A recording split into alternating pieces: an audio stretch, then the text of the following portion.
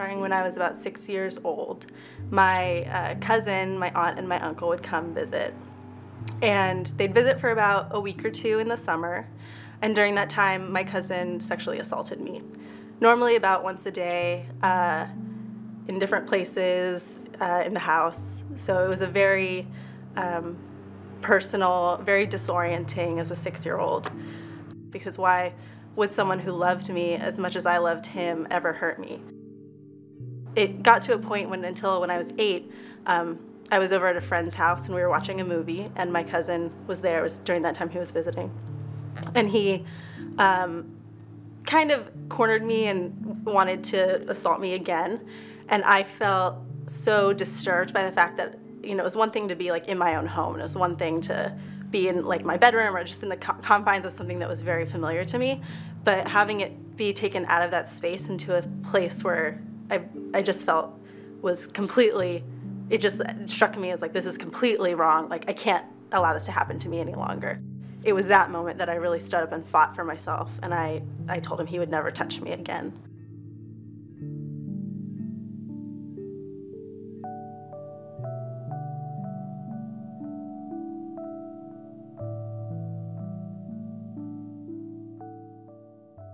Elizabeth didn't tell her parents or any other adults what was happening to her.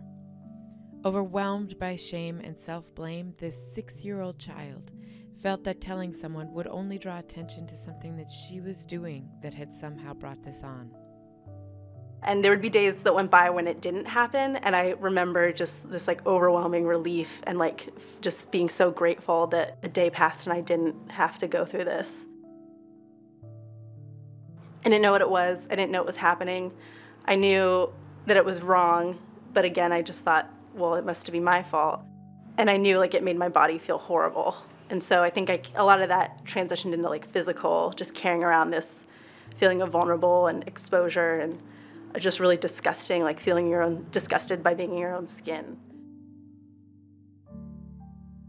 Around the time that most kids are entering 2nd grade, I had fought off my perpetrator and had committed that he would never touch me ever again or hurt me.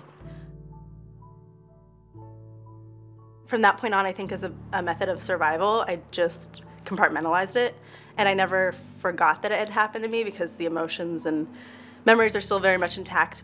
But there was one moment when I think I was maybe 16, and I was folding laundry in my room, and I had a flashback to one of the assaults. And I did my usual, okay, pause, like this happened, I don't want to think about it, I'm going to put it away. But that time, for some reason, I stopped, and I thought there was something more to what had happened. It wasn't just something that made me uncomfortable or that I didn't like. And at that moment, I really connected the dots, and I realized that it was sexual assault and that I was a survivor of sexual assault. And at that point, I think I realized how I couldn't run away from it anymore, and I really had to look at how this assault had impacted my life and continues to impact my life. Elizabeth set out to connect with other people who'd experienced sexual assault in their lives. I was so grateful for all the online communities of women who were survivors of assault, who wrote, about their day-to-day experiences, like what happens if they're activated, and just resonated so much with the emotions that they were going through when they were processing it, and also just the emotions that they live with every day as a result of their assault. And it was just such a relief to have everything that I had been through and all the feelings that went along with it really normalized for me. And so I started group therapy earlier this spring, and it was really surprising for me because I knew that I was going to resonate with kind of what they were saying and their experiences, but it also really helped me flesh out some of how this was impacting me day in and day out, and how every day there's something that shows up in my life or the way I'm thinking or my reaction to something that is directly connected to the assault. Elizabeth has learned to pay attention to the cues her body is giving her, and to do so from a place of trust, acceptance, and non-judgment. From this experience and from having to process this experience, especially doing it when I'm in my 20s, is just how to self-care and how to read cues from my body when I'm uncomfortable or when I'm stressed. and really trust that like my body is much wiser than my brain is, and that it knows what it's doing much more often than my head does. And so if I'm uncomfortable, reading cues from myself physically before makes it to my brain, or if I'm stressed, knowing how to knowing what those cues look like in my body and kind of what to do, like to go take a long walk, or listen to music, or I don't know, pet a dog or a cat, just to like really calm myself down and kind of recenter my body has been really invaluable.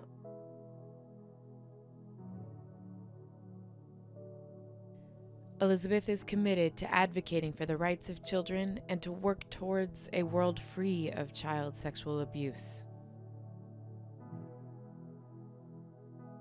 I think it's really important for adults who are in the lives of children to tell them that their body is their body and no one gets to touch their body, not their grandmother, not their teacher, not their friend, not their mom, their dad, their cousin. No one gets to touch their body unless they say that it's okay. I recently have had to do a lot of work around self-judgment and looking at the way that I responded to the trauma and putting a label on it, like that was the right way to respond, that wasn't the right way to respond. I should have fought then, I should have run away then, I should have done this.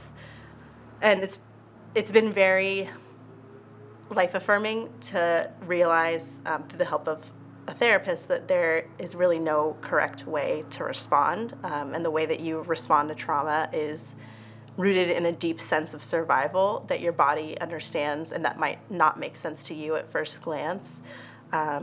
You could run away, you could just, you could fight, or you could just kind of check out, and those are all legitimate responses. And just because you didn't do one thing or the other, you didn't do one thing one time, you did something else different at another time, don't put pressure or blame on yourself for something that you did or did not do, because that was all that you could do in that moment.